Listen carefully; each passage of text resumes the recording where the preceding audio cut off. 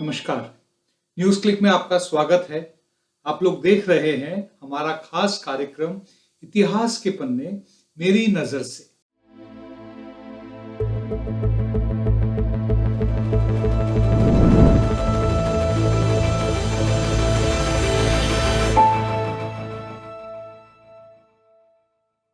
जब कभी हिंदुस्तान में कोविड-19 पैंडेमिक का इतिहास लिखा जाएगा तो कौन सा इमेज हमको सबसे ज्यादा डिफाइनिंग लगेगा?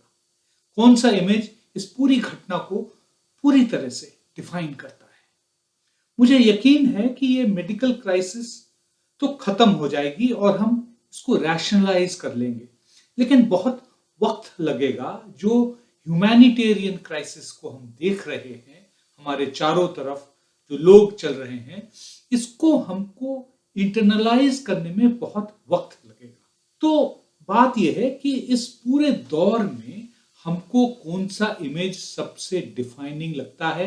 कोई एक इमेज जो आपको लगता है कि इस पूरे ट्रेजेडी को एक छोटे से फ्रेम में इनकैप्सुलेट करके रख देता है?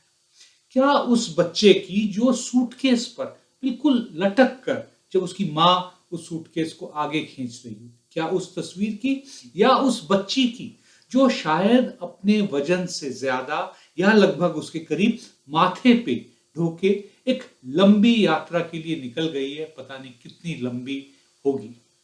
या फिर आपको उस तस्वीर को लगेगा कि ये बहुत डिफाइनिंग है, जिसमें एक माइग्रेंट्स के ग्रुप के ऊपर स्प्रे गन से डिसइंफेक्टेंट फेंका जा रहा है कि जैसे वो कोई कीड़े मकोड़े हैं? या फिर वो जो वीडियो आया है अभी हाल में कि हाईवे के बीचों बीच एक आदमी एक मरे हुए कुत्ते की मांस को खा रहा है। मैं जिन तस्वीरों की बात कर रहा हूं, इसमें एक कॉमन थ्रेड या कॉमन कड़ी जो है वो माइग्रेंट वर्कर्स हैं जो अपने घर लौट रहे थे। हिंदुस्तान में शायद ही कोई ऐसी जगह होगी जहां से ये लोग नहीं घर को लौट रहे थे। कौन है ये लोग? कब से वहां रह रहे थे जहां से वो लोग लौट रहे हैं? और ये कितने लोग हैं? निर्मला सीतारमन वित्त मंत्री हैं। उन्होंने अभी ऐलान किया कि सरकार जो है 8 करोड़ माइग्रेंट लेबर को 5 किलो अनाज और 1 किलो चना 2 महीने के लिए और देगी। तो सवाल यह है कि क्या 8 करोड़ माइग्रेंट वर्कर्स घर लौट रहे हैं? इससे पहले हिंदुस्तान में इतनी तादाद में ह्यूमन माइग्रेशन, सरकार जो 8 करोड़ का एस्टिमेट दे रही है, इससे पहले इस तरह का ह्यूमन माइग्रेशन स्केल पे सिर्फ 2 बार हुआ है। पहली बार 1947 में पार्टीशन के ठीक बाद, जब इंडिया से पाकिस्तान और पाकिस्तान से इंडिया करीब 1.5 करोड़ से लेकर 2 करोड़ के बीच में एस्टिमेटेड पॉपुलेशन ट्रांसफर हुआ था। दूसरी बार 1971 में बांग्लादेश बनने के पहले, जब ईस्ट पाकिस्तान में पाकिस्तानी सोल्जर अत्याचार कर रहे थे, तो उससे भागने के लिए करीब 1 करोड़ रिफ्यूजी हिंदुस्तान आ गए थे, भाग के चले आए थे। उस समय बारासात शहर, बंगाल का एक शहर है, वहां से रिपोर्टिंग कर रहे थे न्यूयॉर्क टाइम्स के रिपोर्टर सिडनी शैनबर्ग।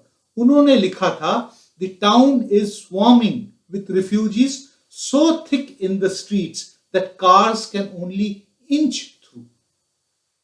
इन लोगों में से ज्यादातर, जब बांग्लादेश आजाद हो गया और पाकिस्तान वहां से सरेंडर करके चली गई, उसके बाद ज्यादातर लोग वापस चले गए, लेकिन कुछ लोग रह गए। जो लोग रह गए उनकी कहानी कुछ अलग है, उसके बारे में कभी और हम बताएंगे। लेकिन आज के हिंदुस्तान में 2 सवाल अहम है। पहला कि हमारे देश में माइग्रेंट लेबर कितने हैं, क्या हम एस्टिमेट लगा सकते हैं? दूसरा बड़ा सवाल, हिंदुस्तान में माइग्रेशन का सिलसिला कब से और कैसे चला आ रहा है? ये हैं हमारे 2 अहम सवाल जिसके बारे में हम आज चर्चा करेंगे। तमाम बातों के पहले मैं एक कॉन्स्टिट्यूशनल फैक्ट को दोहराना चाहता हूं। भारत का संविधान हर नागरिक को फ्रीडम ऑफ मूवमेंट गारंटी करता है, आर्टिकल 19(1) के क्लॉजेस डी और ई के अंतर्गत। तो आते हैं सवाल पर, कितने माइग्रेंट्स हिंदुस्तान में हैं? इस सवाल के बारे में डेटा अलग अलग किस्म के हैं। अगर हम नेशनल सैंपल सर्वे के हिसाब से लगभग हमारे देश के वर्कफोर्स का 30% माइग्रेंट लेबरर्स हैं। 2011 के सेंसस के हिसाब से 45 करोड़ से अधिक लोग माइग्रेंट्स थे। 2001 के फिगर्स के हिसाब से 31.5 करोड़ था और 1991 में 22 करोड़ था। इसका मतलब है कि 91 और 2011 के बीच के 20 साल के पीरियड में माइग्रेंट्स का नंबर लगभग डबल हो गया। 2017 के इकोनॉमिक सर्वे जो 2016 और 2017 के बारे में बताता है, उसके हिसाब से 2011 और 2016 के बीच हर साल 90 लाख लोगों ने इंटरनली माइग्रेट किया, या तो काम करने के लिए या फिर पढ़ाई करने के लिए। अगर रेट ऑफ माइग्रेशन 2016 के लेवल से ही चला आ रहा है अब तक, तो लगभग अभी हिंदुस्तान में टोटल करीब 54 करोड़ या 54 करोड़ माइग्रेंट्स का अनुमान हम लगा सकते हैं। तो 136 हिंदुस्तानियों में करीब 40% माइग्रेंट हैं। मतलब अपने प्लेस ऑफ बर्थ से हटकर जो उनका जो वहां पे रहते हैं, मतलब place of residence place of birth से अलग है। इतने इनमें temporary migrants, seasonal migrants, semi permanent migrants और परमानेंट माइग्रेंट्स हैं।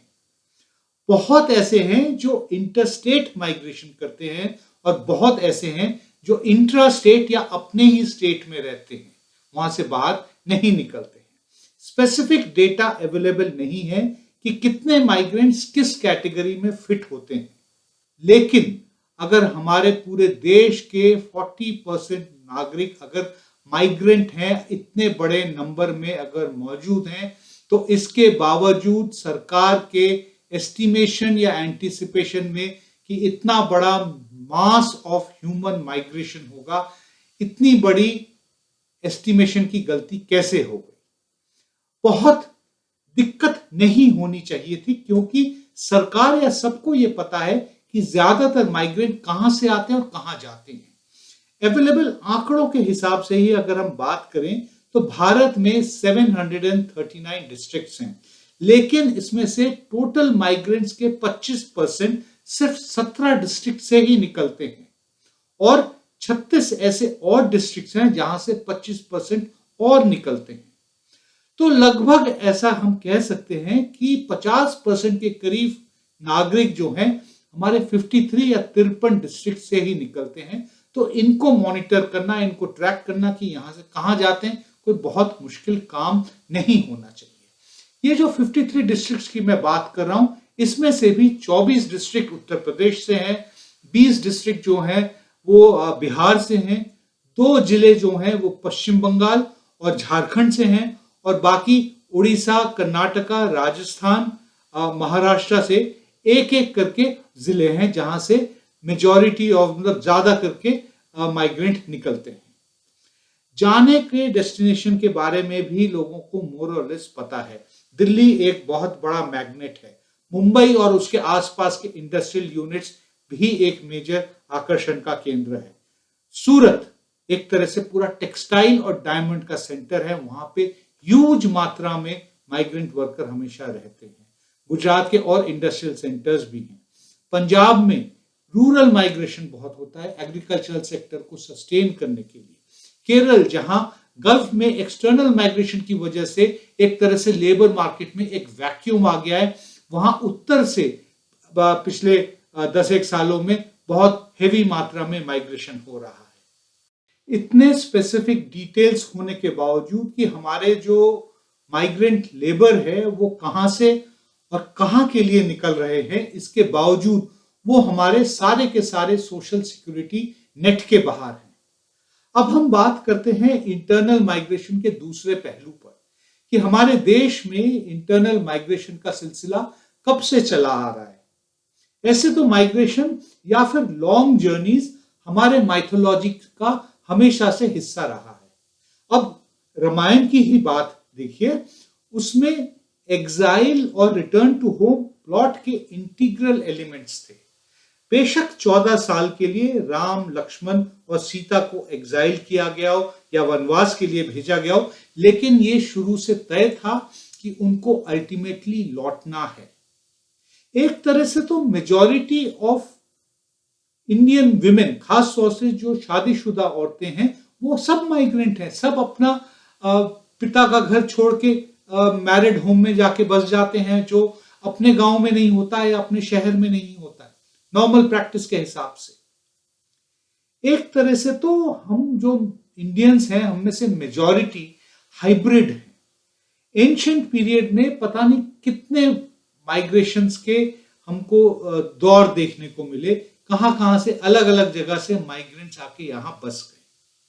तो हम कह सकते हैं कि एक तरह से हम सब लोग जेनेटिक कॉकटेल हैं। हमारे यहाँ के माइथोलॉजीज कैसे पूरे साउथ ईस्ट एशिया में पहुंच गए, अगर ह्यूमंस नहीं लेके जाते तो कैसे ये कहानियां उतनी दूर तक पहुंचती। इंडोनेशिया में अभी भी रोज रामायण नाटक के फॉर्म में खेला जाता है। मिडिवल पीरियड में भी हमारे यहाँ बाहर से बहुत माइग्रेंट्स आए और आके यहाँ बस गए। कॉलोनियल पीरियड में तो लोग ज्यादा आके बसे नहीं, लेकिन इंटरमिंगलिंग जरूर हुई। इंटरनल माइग्रेशन तो हिंदुस्तान के इतिहास में हमेशा से देखने को मिला है। जब जब पुराने साम्राज्यों ने या तो मिलिट्री कॉन्क्वेस्ट लॉन्च किया या फिर पॉलिटिकल एक्सपेंशन किया उन्होंने, तो उसके साथ ह्यूमन माइग्रेशन जरूर हुआ। अब ग्वालियर की ही बात देखिए, वहां मराठा आके राज करने लग गए। इस तरह के तमाम और एग्जाम्पल्स हमको देखने को मिलेंगे इंटरनल माइग्रेशन के बारे में। लेकिन जिसको हम बोलते हैं कि मास माइग्रेशन या फिर सेल्फ प्रोपेल्ड माइग्रेशन, ये मिडिल ऑफ 19th सेंचुरी से हमको ज्यादा देखने को मिलता है। रेलवेज और स्टीम बोट के आगमन के बाद इस पूरे प्रोसेस में मोमेंटम आ जाती है। 1871-72 में कॉलोनियल रेजीम ने सबसे पहली बार हिंदुस्तान में नेशनल लेवल सेंसस कंडक्ट किया। इसके बाद बहुत पॉसिबल हो गया कि किस तरह से हम लोग माइग्रेशन को ट्रैक कर सके डेटा को स्टडी करके। लाइफस्टाइल माइग्रेशन के डिटेल्स जो स्कॉलर्स और जो रिसर्चर्स हैं वो आसानी से उसके कंक्लूजन्स तक पहुंच सकते हैं अगर वो प्लेस ऑफ रेसिडेंस और प्लेस ऑफ बर्थ के डिटेल्स को जक्सटापोज करके देखें। एक मेजर डेवलपमेंट जिससे माइग्रेशन को एनकरेजमेंट मिला वो था 1888 में, जब money order service Indian postal department ने शुरू कर दिया। इससे हमारे देश में, जिसको हम लोग बोलते हैं कि रेमिटेंस बेस्ड माइग्रेशन सिस्टम का सिलसिला शुरू हो गया। ये ट्रेंड पूरी तरह से एक फिनोमिनन बन गया और सेमी परमानेंट माइग्रेशन इसकी वजह से शुरू हो गया। कई ऐसे गांव थे जहां पे जवान मर्द नहीं रहते थे, वहां पे सिर्फ या तो बुजुर्ग या फिर महिलाएं रहती थी। जवान मर्द का प्रेजेंस जो है इन गांवों में तब भी और अब भी या तो मनी ऑर्डर की वजह से या फिर अभी हाल के समय में इलेक्ट्रॉनिक मनी ट्रांसफर के द्वारा ही देखी जा सकती है। शुरू के दशकों में जब ये मास माइग्रेशन या फिर सेल्फ प्रोपेल्ड माइग्रेशन शुरू हुआ तो वो हिंदुस्तान में पश्चिम से पूरब की तरफ गया। जैसे बंगाल में जूट इंडस्ट्री बनी तो वहां पे लेबर की जरूरत थी, तो वहां पे सारा एपिसेंटर हो गया और उस तरफ जाके माइग्रेशन होने लगा। लोग तो बर्मा भी जाने लगे काम के तलाश में। उसके बाद फिर पश्चिम में जब इंडस्ट्रियलाइजेशन का फेज चेंज हुआ तब पश्चिम की तरफ लोग जाने लगे। तो ये जो माइग्रेंट्स का जो इन्फ्लक्स हुआ, इसकी वजह से कई सारे पॉलिटिकल एजिटेशंस भी हुए। जैसे सन ऑफ द सॉइल एक मेजर एक स्लोगन बन गया है जो अभी भी कभी कभी उभर के आता है कि यहाँ की नौकरियां जो है सिर्फ यहाँ के लोगों को ही मिलेगी, बाहर के माइग्रेंट्स नहीं आएंगे। एंटी माइग्रेंट सेंटिमेंट्स को बीच बीच में पॉपुलिस्ट पॉलिटिकल पार्टीज ने भुनाने की कोशिश की है, लेकिन इसके बारे में अभी हम बात नहीं करेंगे, फिर कभी और उसके बारे में बात होगी। इंटरनल माइग्रेशन हमेशा से दो किस्म के होते थे, पुल माइग्रेशन और पुश माइग्रेशन। पुल माइग्रेशन की अगर बात करें तो ये वो है कि लोगों को बेहतर अपॉर्चुनिटीज की जरूरत है, उनको पता है कि उस डेस्टिनेशन में जाने से हमको नॉन एग्रीकल्चरल जॉब मिलेगा, तो इसकी वजह से उस पुल की वजह से चले जाते थे। पुश कि गांव में कोई और अपॉर्चुनिटीज नहीं है, कोई और काम नहीं है, कोई पुल भी नहीं है कहीं से, तो निकल पड़ते हैं जहां पे भी जो भी काम मिलता है सबसे पहले वही उसको करने लगते हैं। जाहिर है कि पुश माइग्रेशन से ज्यादा अनसर्टनिटी फेस करनी पड़ती है माइग्रेंट लेबरर्स को। पुश माइग्रेशन को रोकने के लिए Mahatma Gandhi national rural employment guarantee scheme ने एक बहुत अहम रोल प्ले किया है। अभी हाल में निर्मला सीतारमन ने भी जब अपने फाइनेंशियल पैकेज की अनाउंसमेंट्स की तो उन्होंने कहा कि मनरेगा स्कीम की बढ़ोतरी की गई है, उसके आउटलेट में एक्सपेंशन किया गया है और इससे बहुत लोग जो माइग्रेंट्स गांव लौट रहे हैं उनको काम मिल रहा है। ये बहुत ही दुखद स्थिति है उन काम मिलने वालों में। वो भी हैं जो तेलंगाना में किसी शहर में स्कूल में टीचर थे, लेकिन वहां से नौकरी चली गई, पैसा कमाना है, तो इस वजह से गांव आए और मनरेगा में जो भी काम मिला फिजिकल लेबर का वो करने लगे। विडंबना है कि कुछ साल पहले प्रधानमंत्री नरेंद्र मोदी ने इस स्कीम का संसद के फ्लोर पर मजाक उड़ाया था। बात खत्म करने के पहले मैं एक खास पहलू पर ध्यान आकर्षित करना चाहता हूं आप सबका। इंटरनल माइग्रेशन से हमारी विविधता या डाइवर्सिटी और ग्लोरियस हुई है। हमारी डाइवर्सिटी आइसोलेशन की वजह से नहीं है। अब एक लाइट हार्टेड एग्जाम्पल ही देखिए या उसकी बात करें। हिंदुस्तान में आप कहीं भी चले जाइए, चांसेस बहुत ब्राइट हैं कि वहां आपको मसाला डोसा और छोले भटूरे तो जरूर मिल जाएंगे खाने के लिए। अब तो ढोकला भी बहुत जगह मिलने लगा है।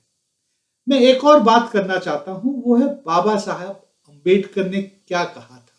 उन्होंने कहा था कि an ideal society should be mobile, should be full of channels for conveying a change taking place in one part to other parts.